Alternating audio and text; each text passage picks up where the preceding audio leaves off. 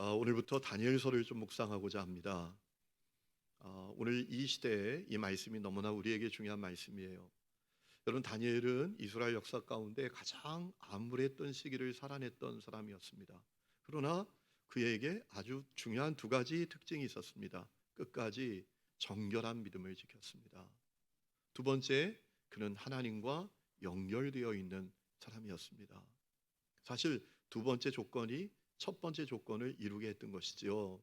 하나님과 연결되어 있으니까 끝까지 정금 같은 믿음을 지킨 것 아니겠습니까?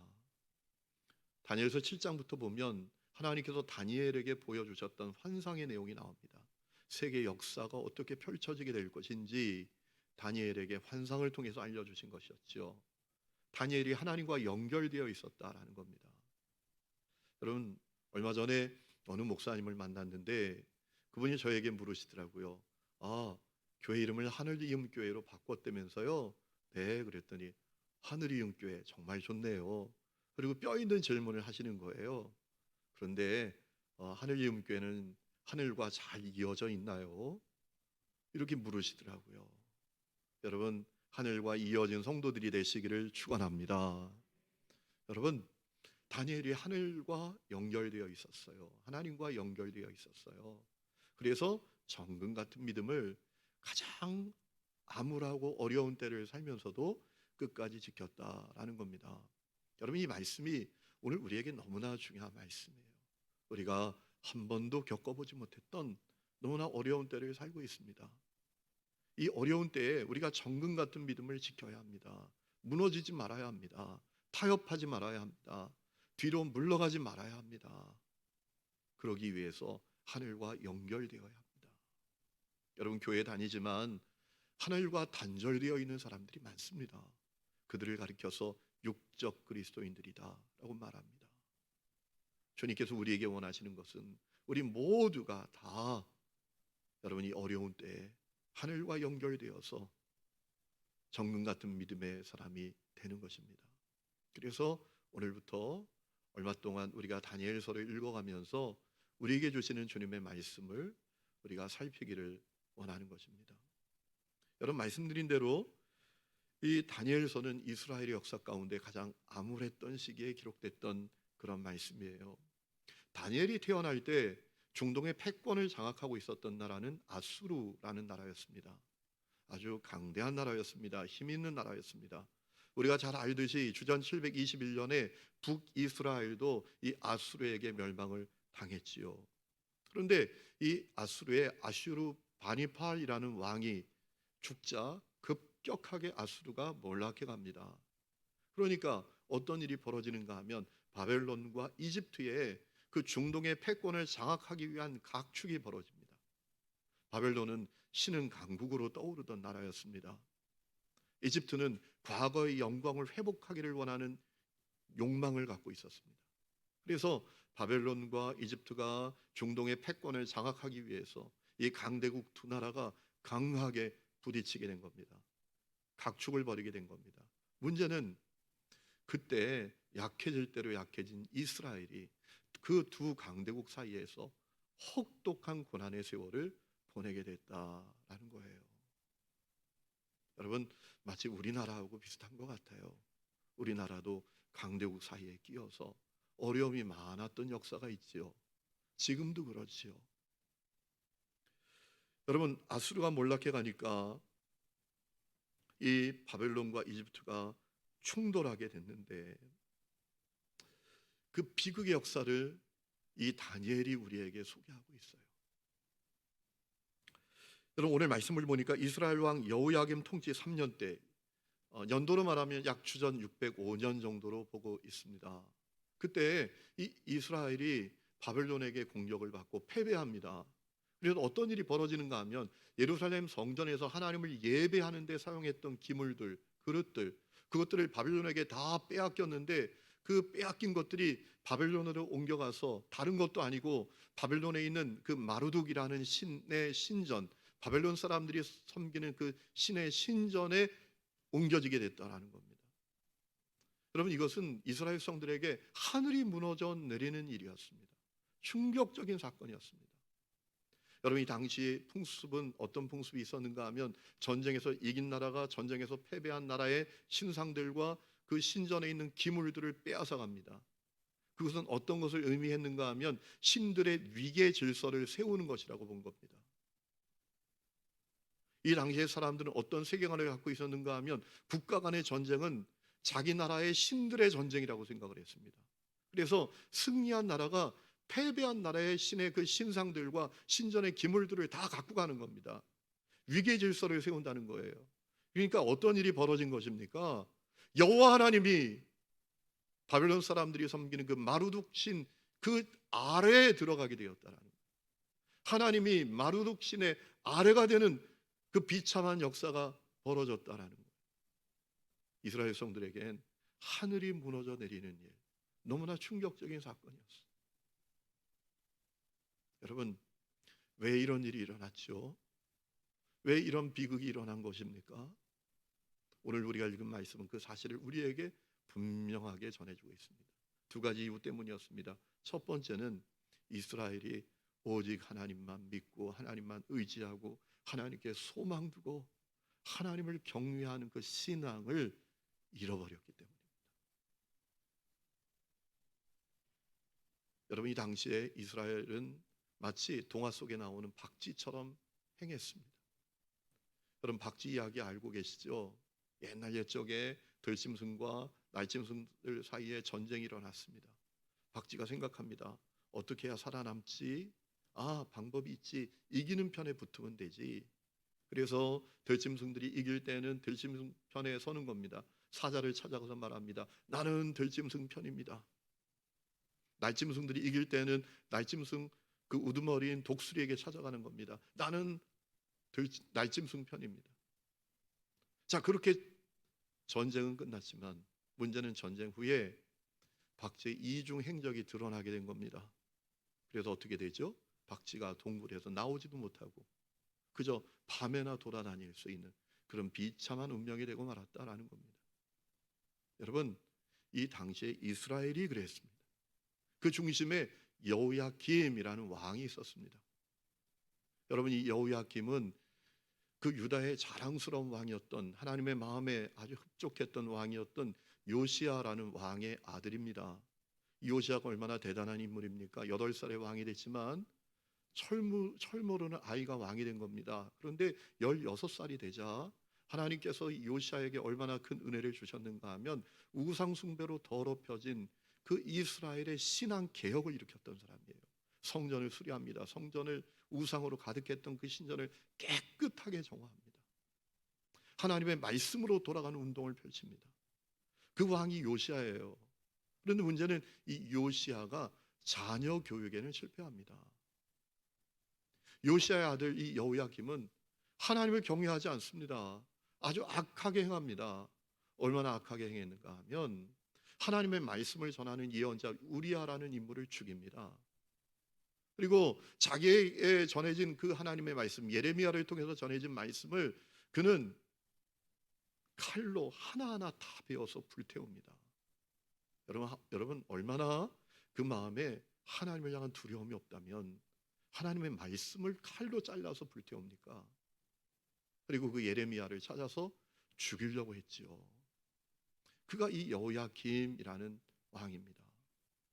결국 그는 비참한 최후를 맞습니다. 나라 망하고 암살당해서 죽습니다. 그뿐만 아니라 여러분 마태복음 1장을 보면 이 유다 지파 다윗의 후손의 가문들 쭉 그 이름이 나오지 않습니까? 그런데 이 여호야김은 다윗의 후손이고 유다 지파 그가 왕이었음에도 불구하고 이 예수님의 족보에 자기 이름은 빠지는 자기 이름이 들어가지도 않는 그런 참으로 치욕을 맛보게 됩니다. 여러분 이 사실을 통해서 우리가 중요한 사실을 깨닫게 됩니다. 내 믿음보다 자녀의 믿음에 관심을 가져야 된다라는 겁니다. 내 믿음도 중요하지만 내 자녀의 믿음이 중요하다라는 겁니다. 우리가 어떤 마음을 가져야 되는가 하면 나보다 내 자녀가 더 하나님 잘 믿고 예수 잘 믿고 하나님 잘 섬기고 말씀대로 살아가고 그래서 우리 가정이 믿음의 명문 가문이 되는 일에 우리가 관심을 가져야 된다라는 겁니다. 여러분, 우리가 아무리 예수 잘 믿어도 내 자녀들이 예수 잘 믿지 못하면 안타까운 거죠. 여러분, 원래 요시아를 이어서 왕이 된 인물은 여호야김이 아니었습니다. 그의 동생 여호아하스라는 인물이었습니다. 동생이 자기보다 아버지를 이어서 왕이 먼저 되었던 것입니다. 그런데 문제는 이집트와 이 이스라엘이 전쟁을 펼쳐서 패배합니다. 그래서 여호아하스가 왕이었는데 포로로 이집트로 끌려갑니다.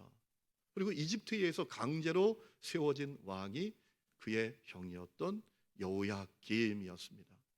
원래 그의 이름은 여호야김이 아니었습니다. 엘리야김이라는 이름이 있었습니다. 그런데 이집트가 강제로 이름을 바꾼 겁니다. 여러분, 엘리야김이라는 이름의 뜻은 주님이 일으키시다라는 뜻이에요. 여호야김이라는 이름의 뜻은 여호와가 일으키시다라는 뜻이에요. 이름에 별 차이가 없죠. 뜻의 차이가 없잖아요. 왜 그렇게 이름을 바꿨을까요? 아주 중요한 이유가 있죠. 저항하지 말라는 거예요. 우리가 너의 이름까지, 이스라엘의 왕의 이름까지 바꿀 수 있는 나라니까 까불지 말라는 거예요. 저항하지 말라는 거예요. 그런 메시지를 이집트가 이스라엘에게 던졌던 것이죠. 여러분, 그런데 이 여호야김은 자기 이름대로 안 삽니다. 하나님이 일으키신다. 여호와가 일으키신다. 여러분, 그 사실을 믿고 주님을 의지하고 주님께 희망을 두고 주님을 바라보고 살아야 되는데 그렇지 않습니다. 여호야김 왕은 마치 동화 속에 나오는 박쥐처럼 오락가락합니다. 갈팡질팡합니다. 어디 사이에서? 바벨론과 이집트 사이에서. 이집트가 이길 땐 이집트 편에 붙습니다. 바벨론이 이길 때는 바벨론 편에 붙습니다. 그럴 게 아닙니다. 누구에게 붙어야 합니까? 하나님께 붙어야죠. 하나님을 믿고 하나님을 의지하고 하나님께 소망을 두고 살아야죠. 그런데 바벨론, 이집트 사이에서 갈팡질팡합니다. 오락가락합니다. 바벨론이 이길 때는 바벨론 편에 가서 붙고 이집트가 이길 때는 이집트 편에 가서 붙습니다. 그런 주전 605년에 갈그미스에서 전투가 일어납니다. 그래서 그 전쟁을 갈그미스 전투라고 말합니다. 바벨론과 이집트가 갈그미스에서 전투가 벌어진 거예요. 바벨론이 이겼습니다. 그러니까 바벨론 편에 붙었습니다. 여러분, 바벨론이 이집트에게 승리한 것 거기에 만족하지 않고 아예 이집트를 멸망시키려고 합니다. 그래서 이집트로 공격해 들어갔는데 이집트가 만만치 않습니다. 멸망당하지 않습니다. 정복하는데 실패합니다. 그러니까 이 여호야김이 아직도 이집트가 힘이 있구나. 그리고 또 이집트 편에 붙었어요. 그러니까 화가 난 바벨론의 느부갓네살 왕이 이집트를 정복하지 못하고 고국으로 돌아가다가 예루살렘을 공격해 온 겁니다. 어디서 까불어? 그래서 짓밟아 놓은 거예요. 오늘 말씀에 있는 대로 성전 기물을 다 빼앗아서 바벨론에 있는 마르둑 신전으로 옮긴 겁니다. 여호와 하나님이 마르둑 신 밑으로 들어가는 비참한 일이 벌어지게 된 거예요. 여러분, 오늘 말씀은 살아 역사하여 우리에게 질문하고 있습니다. 당신은 오직 하나님만 믿고 하나님만 의지하고 하나님께 소망 두고 살고 있는가? 당신은 오직 하나님을 바라보고 그분 경외하면서 살고 있는가? 당신은 지금 오락가락하고 있지 않은가? 갈팡질팡하고 있지 않은가? 세상과 하나님 사이에서. 아니죠. 아예 하나님은 없을 수도 있어요. 부동산과 주식 사이에서, 펀드와 금 사이에서 어디에 희망을 둘까? 무엇이 나의 소망일까? 그렇게 갈팡질팡하면서 살고 계시지 않습니까? 여호수아 24장에 여호수아가 이스라엘 백성들을 향해서 말합니다. 너희가 오늘 택할 자를, 섬길 자를 택하라. 오직 나와 내 집은 여호와만을 섬기겠노라. 이 고백이 여러분에게 있습니까? 여러분, 그것을 확인해 볼 수 있는 중요한 방법이 있습니다. 여러분, 기도로 사십니까? 기도가 뭡니까? 부탁하는 거예요. 내 힘으로 못하니까. 나는 아무것도 아니니까. 내 인생은 빈 그물에 불과하니까. 나는 전적으로 무능한 존재니까 하나님 도와주세요. 이거 아닙니까? 여러분이 하나님께 희망을 두고 하나님 바라보고 하나님을 붙들고 살아간다면 여러분의 기도 생활이 분명할 겁니다. 여러분에게 말씀 생활도 분명할 겁니다. 여러분, 이 말씀은 무엇입니까? 하나님의 답입니다. 제가 늘 말씀을 드리잖아요. 문제는 세상에 있지만 답은 여기 말씀에 있다. 질문은 우리에게 있지만 답은 이 성경에 있다. 오직 주님만 믿고 주님만 의지하고 주님께 소망을 두고 산다면 이 말씀에 귀 기울이지 않겠습니까? 여러분은 오락가락 갈팡질팡하고 살고 계시지 않습니까? 여러분, 우리가 이스라엘 그 여호야김 왕 때의 모습을 보면서 놓치지 말아야 될 게 있습니다. 그들에게 성전이 없었던 게 아니라는 거예요. 그들에게 예배가 없었던 게 아니라는 겁니다. 그들에게 제사장이 없었던 게 아니라는 겁니다. 그런데 아무 소용없었어요. 무엇이 문제였죠? 그들의 마음의 중심에, 그들의 마음의 진정성에 오직 하나님만 믿고 하나님만 의지하고 하나님께 소망을 두고 그분을 바라보는 것이 분명하지 않았기 때문입니다. 오늘도 똑같습니다. 여러분, 우리에게 예배가 있고 우리에게 보이는 예배당도 있고 교회 조직도 있고 프로그램도 있고 제자 훈련 과정도 있어도 그게 희망이 아니라는 것입니다. 우리 마음의 중심에 주님을 향한 진정한 진정성, 오직 하나님만 믿고 하나님만 의지하고 하나님께 소망을 두고 그분을 바라보는 진정성이 있느냐? 그렇다면 우리 삶이 아무리 어려워도 사는 길이 열리게 될 것입니다. 그렇다면 때때로 우리 인생이 만신창이가 되고 감당할 수 없는 고난이 우리에게 찾아와도 사는 길이 열리게 될 것입니다. 여러분, 이번 주에 보내드렸던 말씀 칼럼이 있죠. 거기 나왔던 내용이 무엇인지 여러분 기억하고 계시나요? 여러분, 말씀 칼럼 좀 보세요. 이 말씀 칼럼 조회수를 보면 100회 정도 남짓해요. 우리 교인들이 얼마나 많은데 월요일 아침에 문자로 보내드립니다. 그러면 클릭하면 볼 수 있어요. 은혜가 되면 전도의 도구로도 사용할 수도 있죠. 누구에게 우리가 카톡을 통해서 공유하기가 얼마나 좋습니까? 근데 안 보는 분들이 많은 것 같아요. 여러분, 그거 찍을 때 애 많이 씁니다. 우리 부목사님들, 전사님이 저 화장도 시켜줍니다. 얼굴 잘 나와야 된다고 애쓰면서 찍는 건데 안 보는 분들이 많아요. 좀 보세요. 전도의 도구로 활용도 해보세요. 여러분, 100만 명의 영혼을 구원했던 무디, 그 어머니 얘기입니다. 성함이 베시라는 분인데요. 이분이 자녀 9을 두고 혼자가 되었습니다. 여러분, 여성 혼자 아이 9남매를 데리고 어떻게 삽니까? 지금은 여성들도 얼마든지 전문직 직업을 가질 수 있고 남자들보다 더 능력 있게 사는 여성들이 훨씬 더 많은 것 같아요. 이 당시만 해도 9남매 데리고 혼자서 어떻게 삽니까? 그래서 그 9남매를 다 입양 보내려고 했어요.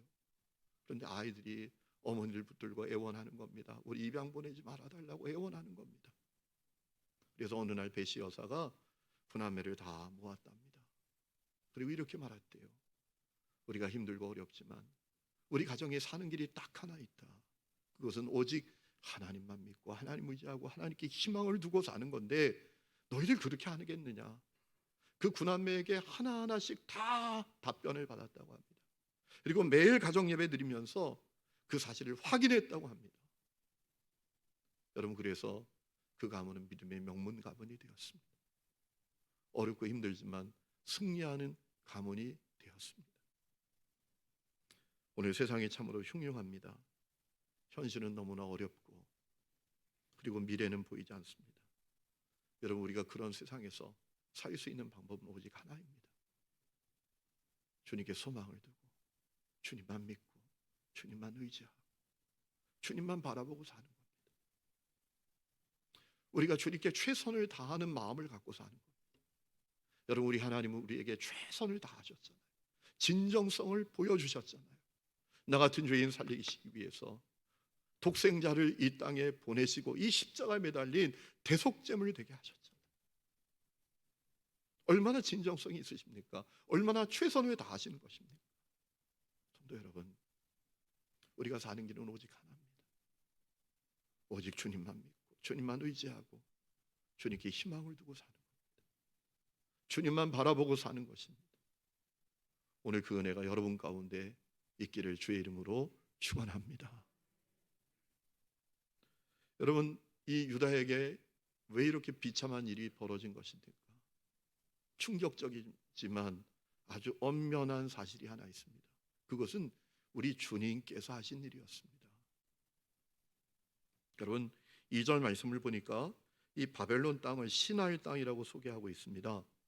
시날 땅이 어떤 땅인지 아시죠? 창세기 11장을 보면 하나님께 반역한 인류가 바벨탑 쌓았던 장소입니다. 악한 땅입니다.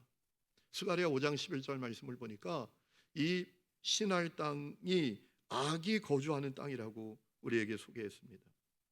시날 땅은 악의 상징과도 같은 땅이었습니다. 그러니 얼마나 충격적인 일이 벌어진 것입니까? 가장 거룩한 곳에 있어야 될 하나님의 성전의 기물들이 가장 추악하고 악한 땅으로 옮겨졌다. 이거 엄청난 일이 벌어진 거예요. 그런데 중요한 사실은 그 일을 주님이 하셨다라는 겁니다. 여러분, 이스라엘 백성들에게 이런 어려움을 겪을 때 질문이 있었지 않겠습니까? 하나님 도대체 어디 계신 거야? 하나님이 계시지만 하나님은 저 바벨론의 마르둑 신보다 더 열등한 신이 아니야? 좋아, 하나님이 강하다 쳐. 그래도 그 하나님이 우리를 버리신 거 아니야? 우리를 떠나신 거 아니야? 아니, 주무시고 계신 거 아니야? 아니, 죽은 거 아니야? 여러분, 이런 질문을 가지지 않았을까요? 생각해 보세요. 사랑하는 가족들이, 기술자들이 다 포로로 끌려갑니다. 1600km를 묶여가지고 질질 끌려갑니다. 그 장면을 바라보던 여러분, 그 상황에 있던 사람들이 얼마나 그 마음에 질문이 많았겠습니까? 그런데 놀라운 사실은요, 그들이 가진 질문을 우리 주님께서 꿰뚫어 보기라도 하셨듯이 오늘 2절 말씀을 보니까 그 일은 주님이 하셨다고 말씀하셨어요. 2절 말씀 보시죠. 주께서 유다 왕 여호야김과 하나님의 종 그릇 얼마를 그의 손에 넘기셨다라는 겁니다. 주님께서 넘기셨대요. 주님께서 하신 일이라는 겁니다. 여러분, 이것이 충격적인 것이죠. 이 고난의 상황, 치욕의 상황이 바벨론 때문에 벌어진 게 아니라는 겁니다. 느부갓네살 때문에 벌어진 게 아니라는 겁니다. 주님께서 주관하신 일이었다라는 겁니다. 그럼 도대체 왜 그렇게 하신 겁니까? 다른 이유 아닙니다. 이스라엘 성들의 마음이 하나님께 다시 되돌려지도록, 그들이 하나님을 사랑하고 하나님만 섬기고 하나님께만 순종하고 하나님을 바라보는 정결하고 거룩한 주님의 백성이 되기를 원하는 마음이 있으셨기 때문입니다. 여러분, 생각해 보세요. 고난이 아니고서 누가 방향을 바꿀 수 있습니까? 고난이 아니고서 누가 마음을 되돌릴 수 있습니까?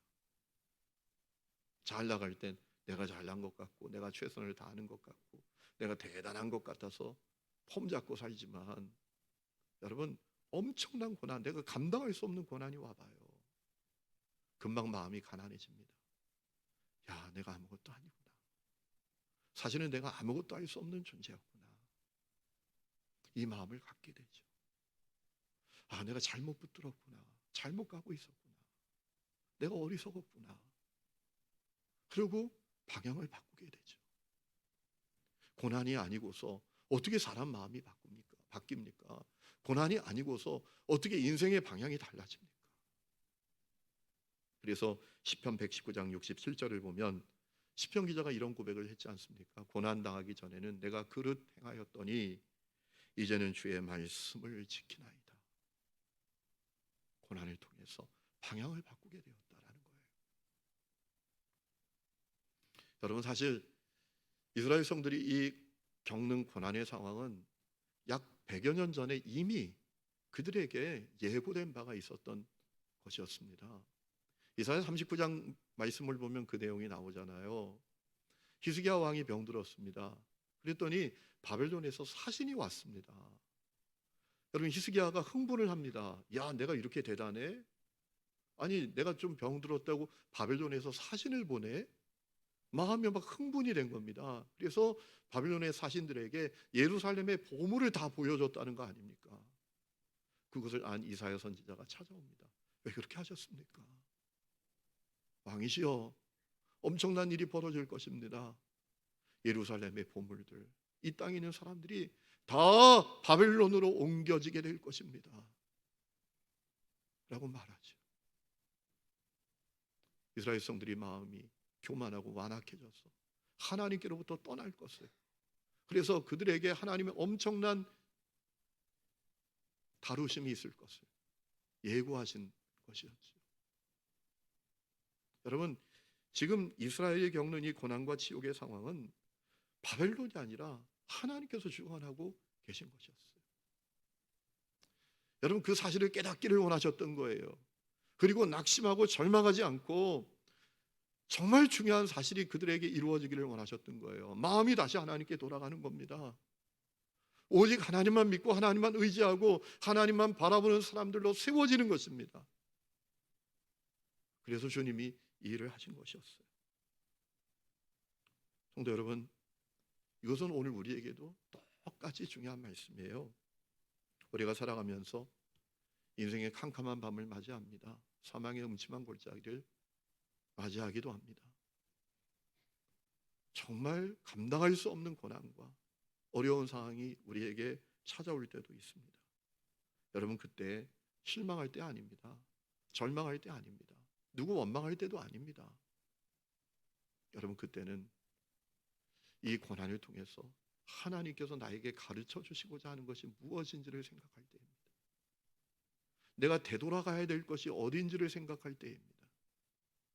내가 어떻게 방향을 바꿔야 될지를 생각해야 될 때입니다. 여러분, 이 코로나의 상황이 어렵습니다. 너무나 힘듭니다. 장로님 기도하신 대로 자영업자들이 무너져 내려가고 있습니다. 우리 삶도 너무나 힘듭니다. 그래서 우리는 꿈꿉니다. 기대합니다. 소망합니다. 빨리 코로나가 사라지게 돼.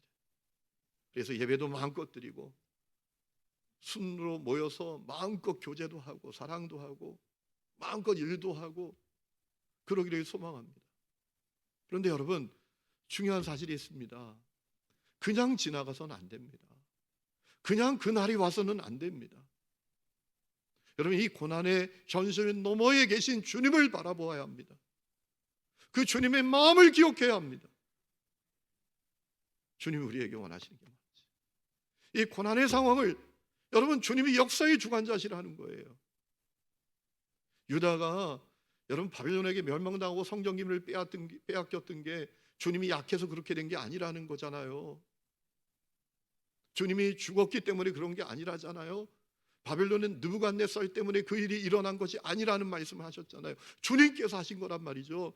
그러니까 그 얘기는 무슨 얘기입니까? 여전히 주님께서 온 세상의 통치자, 주관자시다. 주님께서 여전히 우리 인생의 통치자가 되시고 주관자가 되신다라는 거예요. 그 사실을 기억해야 된다라는 거죠. 여러분, 주님은 형통한 날만이 아니라 고난의 날에도 우리 인생의 주관자가 되시고 이 나라의 주관자가 되시고 역사의 주관자가 되신다라는 거예요. 그렇다면 이 고난의 현실을 주님께서 허락하시는 이유가 뭐냐? 그것을 우리가 생각해야 돼요. 그렇지 않고 일상을 회복하는 것, 그렇지 않고 자유로운 날이 오는 것, 그거 아무 의미 없습니다.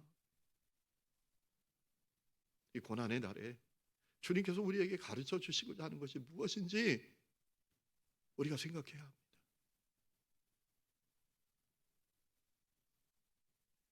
우리가 정말 주님만 믿고 주님만 의지하고 주님께 소망을 두고 사는 사람들로 바뀌어야 합니다. 그것이 주님께서 우리에게 원하시는 바입니다. 존 오트버그라는 분이 있습니다. 미국의 윌로우 크릭 교회에서 사역했던 아주 훌륭하신 목사님이신데, 그분이 쓴 책을 읽다가 제가 아주 은혜가 됐던 내용이 있습니다. 하나님께서 아브라함을 왜 이렇게 좋아하셨나? 왜 아브라함을 복의 근원되게 하셨나? 아브라함은 항상 옳은 사람이었는가? 아닙니다. 아브라함은 실수하지 않았는가? 아닙니다. 그도 여러분 다급한 상황이 되니까 실수하기도 하잖아요. 이집트에 가서 자기 아내를 누이라고 거짓말하기도 하지 않습니까? 하나님의 약속을 끝까지 기다리지 못해서 하갈과 동침하기도 하지 않았습니까? 그러나 그럼에도 불구하고 하나님께서 아브라함을 그렇게 좋아하셨던 이유가 뭐냐? 아브라함은 오직 하나님만 믿고 하나님만 의지하고 하나님을 소망하는 마음이 분명했기 때문이다라는 것이죠. 오늘 주님이 우리가 그렇게 변화되기를 원하고 계십니다. 헨리 클라우드라는 분이 있습니다. 그분이 존 타운센트라는 사람과 함께 쓴 책이 있습니다. 나의 가는 길을 오직 그가 아시나니라는 제목의 책입니다. 그분이 그 책에서 우리 인생의 길이 참 이게 다양하지 않습니까? 또 감당하지 못했던 어려움이 우리의 삶 가운데도 찾아오지 않습니까? 시련과 고난의 폭풍이 몰아치는 길을 만날 때도 있지 않습니까?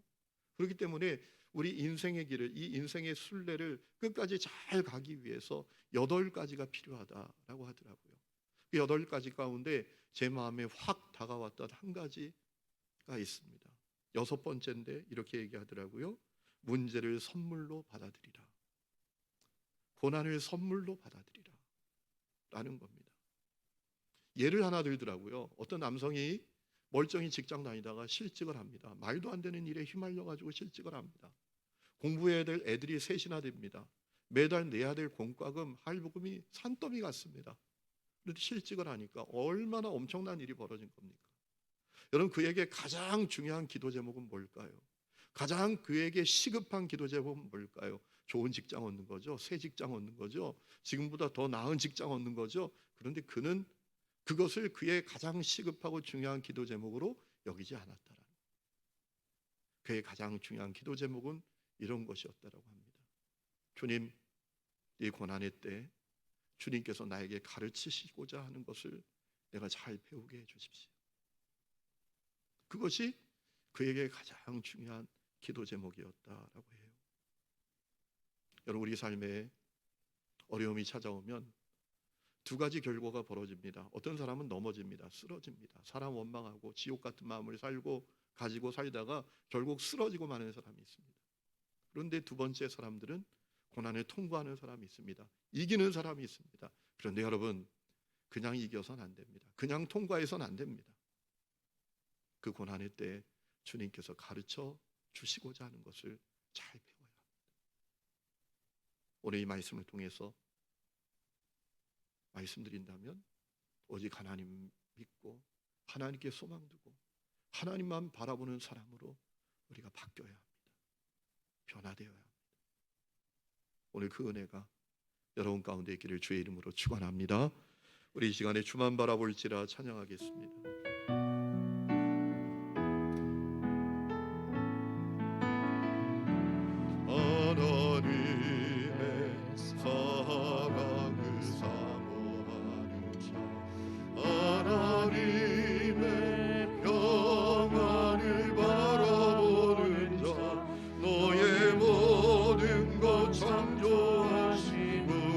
주님이 너를 얼마나 사랑하시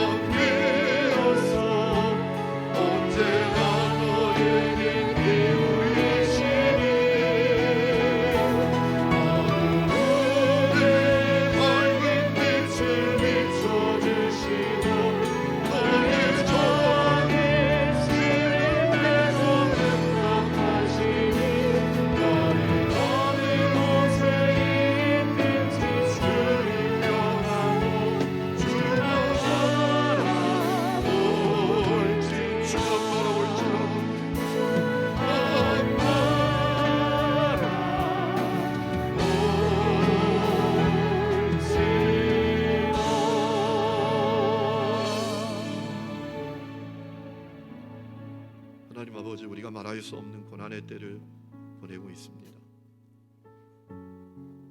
지금도 여전히 하나님께서 우리 인생의, 이 나라의, 세계 역사의 주관자가 되시고 통치자가 되시는 것을 믿습니다.